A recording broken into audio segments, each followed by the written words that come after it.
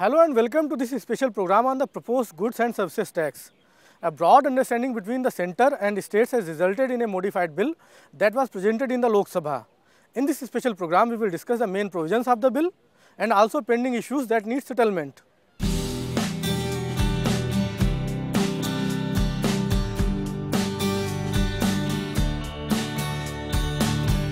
My government is moving fast in designing policies and laws to promote growth. Seamless transfer of goods and services, absence of Inspector Raj actually add to the revenues of both the state and the centre. It will be a win-win situation for both of us. 16th January 2015. Prime Minister Narendra Modi outlines his economic agenda to make India a $20 trillion economy. He describes a common goods and services tax as the biggest tax reform since independence and promises to implement economic reforms at top speed. We arrived with states for amending the constitution to implement GST is a major breakthrough. और हमारे अरुण जी तो कहते हैं कि शायद आजादी के बाद इतना बड़ा रिफॉर्म का कोई कदम इसके पहले नहीं उठाया गया है. GST has been pending for over a decade. This alone had the potential to make India competitive and attractive for investment.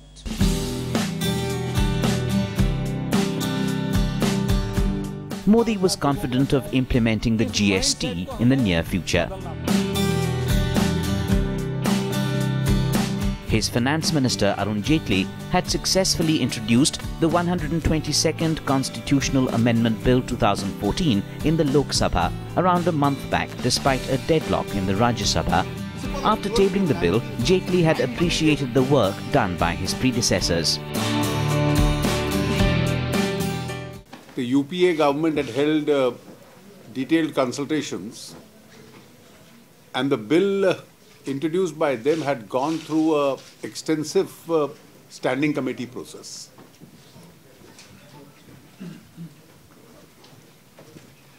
Thereafter, I had personally had a series of meetings, the officials had a series of meetings, both at the official level and the ministerial level.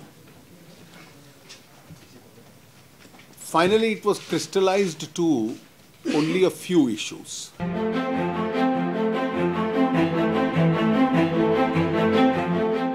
The BJP-led NDA government has reintroduced the bill in the Lok Sabha at a time when the Rajya Sabha, where the ruling party doesn't enjoy a majority, virtually came to a halt for a week over the issue of religious conversions and FDI in insurance.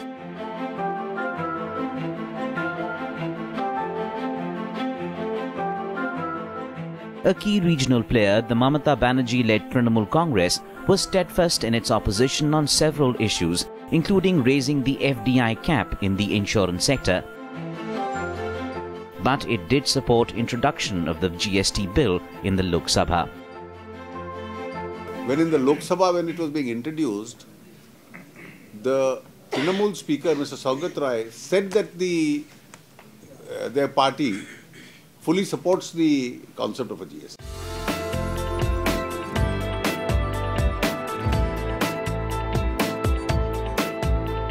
Introduction of the bill was preceded by hectic meetings between representatives of state governments and Finance Minister Arun Jaitley and his team, including Minister of State for Finance Jayant Sinha.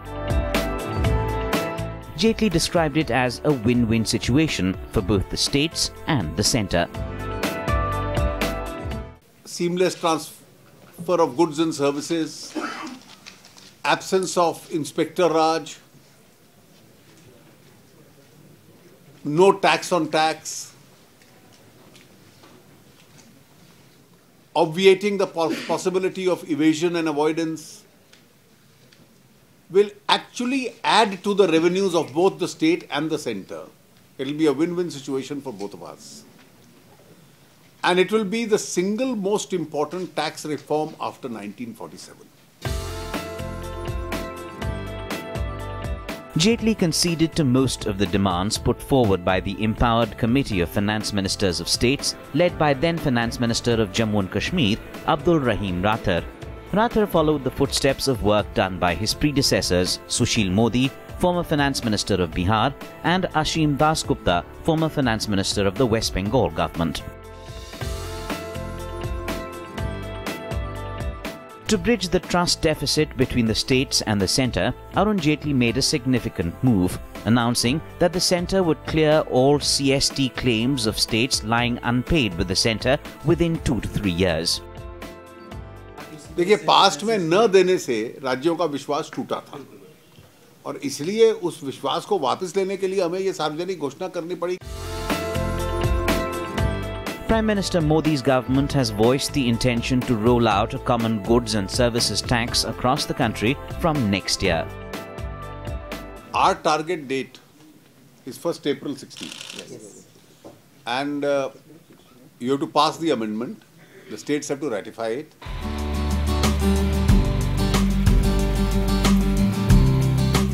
The new tax will convert India into a single common market for all indirect taxes. GST would subsume various levies like entry tax and octroi, including state VAT, excise duty and service tax. General expectation is that there will be no tax on tax and there will be no cascading effect. So the general expectation is that over a period of time the prices will stabilize. Jaitley was also able to allay apprehensions of states over powers given to the centre in the GST Council in the earlier bill. The centre has a 1/3 representation, the states have a 2/3 representation, and all decisions require a 75% vote to be cleared. So the majority of the states can't push a decision, the centre alone can't push a decision, but the two collectively can push a decision.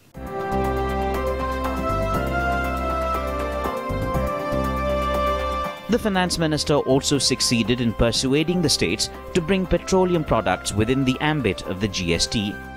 States always had reservations about bringing petroleum products under GST for fear of losing a significant part of their revenue. Their argument was that about 50% of their total VAT collection comes from petroleum and petroleum products.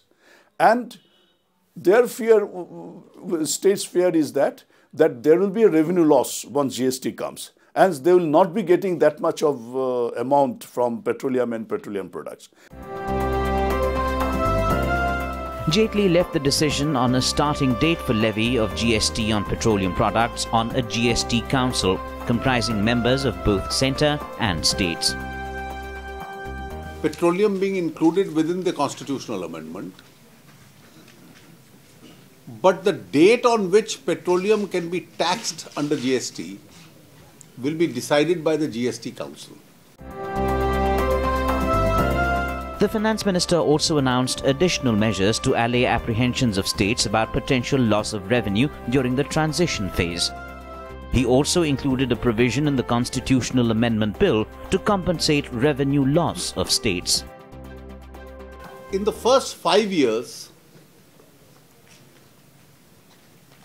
any loss will be compensated to the extent of 100% in the first year, 75% first 3 years, 75% in the 4th year, and 50% in the 5th year. The goods and services tax will subsume the central excise duty, the additional excise duties, the excise duty levied under Medicinal and Toiletries Preparation Act, service tax, additional customs duty, also known as countervailing duty or CVD, special additional duty of customs levied at 4%, and various central surcharges and cesses. Consumption based, and it is a destination based tax. So the broad understanding is that tax would be collected where the consumer is placed. And the agency that will collect would be both the central government and the state government. Central government will collect the CGST, and since you mentioned it is an interstate movement, so central government will also collect IGST, and the state will collect what is called SGST, state GST.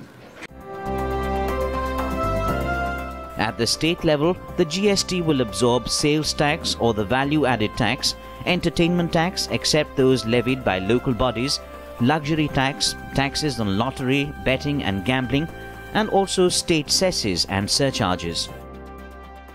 You have to integrate the existing tax database that the Central Excise Department has with the GST, and there's a huge legacy of data which would be useful. Then you have to get into educating, capacity building, both the trade and industry as well as the departmental people on the states level as well as at the central level. Experts believe abolition of entry tax or octroi is urgently needed as it hinders the free movement of goods across states. Checkpoint Naka, as it is known all over the country, the goods are stopped, there are huge queues of trucks, and apart from the visible compliance cost, there is a lot of invisible compliance cost on entry tax. The whole purpose of having a uniform common market, it is lost if you have entry tax. The Constitution doesn't provide concurrent taxing powers to the Union and states. GST, on the other hand, proposes a common tax and confers taxation powers on Parliament and state assemblies. With these additional taxes within the kitty of the state, this 1% additional tax for 2 years and a constitutional assurance of 5 years, I think the transition phase will be adequately comfortable as far as the states are concerned. It is time for a small break. On the other side, we will look at some other issues that are yet to be settled between the centre and states. These include a turnover limit for filing the returns under the GST and a decision on tax rates. Welcome back. In this segment, we will discuss the issues that are yet to be settled between the centre and states and a possible threshold for GST.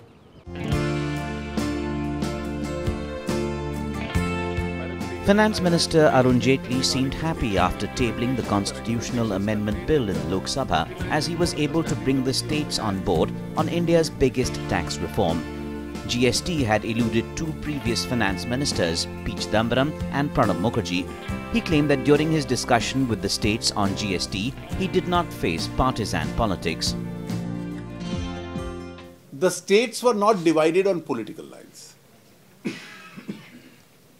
Any comfort that they wanted was on the centre-state relationship issue. And I think that's a high point for Indian federalism. Jaitley also discounted apprehensions that West Bengal may not support the GST bill as the NDA-TMC relationship is not at the best of terms. West Bengal has a history of being the strongest supporter of the GST. And I hope they stay with that stand. Well, I'm very happy that the Chief Minister has made a positive statement in this regard. So I do hope that they support it wholeheartedly. It seems most of the states are on board on the issue of implementing GST, and if all goes as per the government's plan, it could be passed in the upcoming budget session. However, a number of procedural issues are yet to be settled by the empowered committee to successfully implement a common goods and services tax for the entire nation.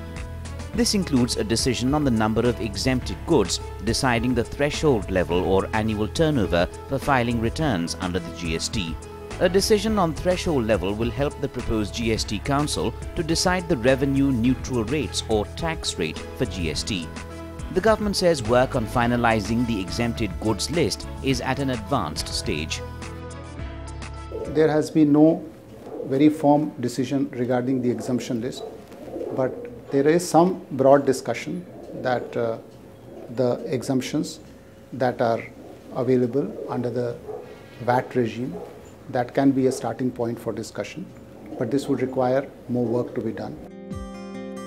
The GST bill also proposes to abolish the Nehru-era list of declared goods. At present, the centre has the power to put any goods of public importance in the list of declared goods and fixed a tax rate on it. The states will just have to follow. No, declared goods are being abolished. There will be no declared goods. The states are divided on the issue of annual turnover for filing returns under the GST. Some states want all businesses and enterprises having annual turnover of over 25 lakh rupees under the GST, whereas smaller states want a lower threshold that suits them. Seems to be now a consensus to move to a 25 lakh threshold for major states. But minor states, if you move to a 25 lakh threshold, it's likely that you won't see very many taxpayers left. So they will still continue to have a lower threshold of maybe 10 lakhs. So there will effectively be two thresholds. One is a standard major state kind of a threshold at about 25 lakhs and another threshold at about 10 lakhs. The government says there is a broad consensus on keeping the threshold level at 25 lakhs. The issue of threshold needs to be settled to decide a tax rate for GST that is acceptable to most states. This has been under discussion in the Empowered Committee, and there are viewpoints that the threshold should be reasonably high. Threshold should be such that a large number of small taxpayers are not subject to the tax administration. So there is a view that the threshold should be 25 lakhs. Experts also suggest differential tax rates that have a floor rate and a ceiling that provides an opportunity to the states to tweak it within a band as per their requirement. The government hopes that the effective rate of GST will be lower than prevalent rates. Because of the buoyancy that is expected due to better tax compliance as a result of introduction of GST, because it is in the interest of traders to comply. Unless they comply, they will not be able to get the benefit of input tax credit. The chain of credit, which is the crux of the GST, from the point of production of the goods and services, supply at every stage till it goes to the retail stage, everywhere there is a credit of duty paid. And that's why there is no cascading of taxes. And that's why the incidence of total incidence of tax is less. The Central Board of Excise and Customs, the nodal agency for implementing GST at the central level, has calculated an effective rate which will be further revised in light of the latest revenue collection data by the centre and states for the year 2013-14. RNR has been calculated and the combined RNR is expected to be around 27%. But when I say combined RNR, it is SGST and CGST combined. But we expect that a new calculation will be done on the basis of the revenue figures of the centre and the state governments for 2013-14. Then comes the issue of deciding the place of supply rules for goods and taxes. That is essentially deciding the area of tax jurisdictions and who will get the rights to collect taxes. Place of supply rules would also depend upon actual activity. For instance, it is expected that for any services which are given in relation to a property, then the place of supply of that service would be where the property is located. Similarly, for events that take place, place of supply will be for events. But normally it is place of supply would be where the consumer is there. Under the GST, states will for the first time collect service tax, which was exclusively in the domain of the central government. That will require well-defined supply rules and establishment of tax jurisdictions. The accounting in companies was by circles now. Now they will have to start accounting for by states. Now in some cases the circle and the state are the same entity. But in a lot of other cases, if you take Bihar for instance, Bihar and Jharkhand is in one circle. So then you will have to segregate it into two separate circles in order to, that is part one. The second part is you will need to be registered with each of the state government. Experts point out that determining the place of supply rules for a completely new tax regime like GST is not easy. What we should remember is that you can't have a perfectly defined set of place of supply rules, because there will always be a few cases where to make it easy to comply with, you need to simplify the rules. So destination principle doesn't become the only principle on the basis of which place of supply rules get formulated. It is even more complex in the case of services that are provided over the internet. There is lack of clarity on For instance, if there are services provided over the net, like an architect services, somebody sitting in Bombay providing services to somebody in Delhi, then you need to define ad hoc rules about where it will get taxed. It will also require taxpayers to upgrade their software and processes. Then comes the issue of IT infrastructure, training and capacity building. The IT infrastructure, especially in some of the states which are not even prepared for it right now, would take some time unless you go fast track, and GSTN does a huge hand holding with these states. But I'm sure if there is a will, they can get there. Most experts believe that GST will be a win-win situation for both the states and the centre. You don't have a duplication all round. Yes, there may be some areas where there would be dual control, but there again, if you go for online audits, you go for common returns, there's no waste of resources. So I think overall there would be an improvement in deployment of the limited resources that we possess. And ultimately, I think there would be an increase in the amount of revenue that the centre and the states would be able to get. But there are others who believe that the dual structure of tax administrators and the resolution mechanism are a drawback for the much-awaited GST. From one tax administration to two tax administrations, traders, for instance, were not a part of the central tax regime but will now become a part of the central tax regime.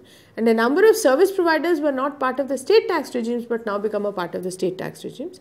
All of these people will now have to deal with two tax administrations as against one. And the two tax administrations can mean two audits and can mean two separate kinds of resolution tracks which are not yet completely integrated. And if they are not integrated, that does increase the risk and the cost of compliance. Even the government concedes that the present GST bill may not be the perfect way for implementing an all-India common goods and services tax. इस देश के संघीय ढांचे का आदर करते हुए इस स्थिति में सबके इंटरेस्ट को बीच में रखते हुए, मद्देनजर रखते हुए, ये जो सबसे अच्छा प्रावधान जीएसटी का हो सकता था, हम लोग लाए हैं.